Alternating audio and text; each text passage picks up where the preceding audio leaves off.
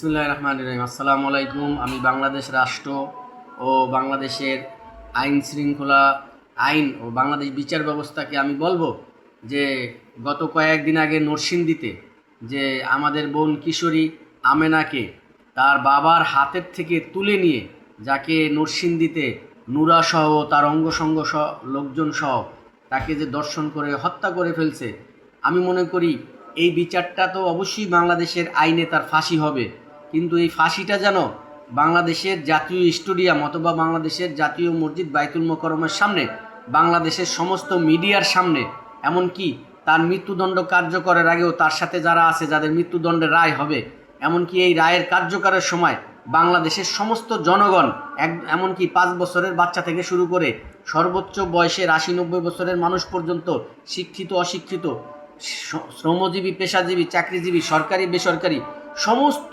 বাংলাদেশের মোট কথা 18 কোটি জনগণের যেন দেখতে পারে, এই 18 কোটি জনগণের 36 কোটি চক্ষু যেন দেখতে পারে, 18 কোটি জনগণের অন্তর যেন মনে রাখতে পারে যে একজন মেয়েকে একজন নারীকে অন্যায়ভাবে এইভাবে দর্শন করার শাস্তি সরাসরি যেন চোখে দেখে তাদের অন্তরে গেঁথে রাখতে পারে।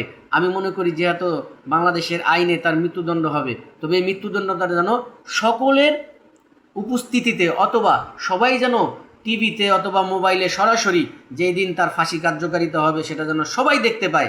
তাহলে প্রত্যেকেই দর্শন করার আগে একবার চিন্তা করবে যে দর্শনের শাস্তি কী হইতে পারে। সরাসরি যদি এই শাস্তি দেখতে পারে তাহলে আমার মনে হয় অবশ্যই বাংলাদেশ থেকে দর্শন আস্তে আস্তে কমবে।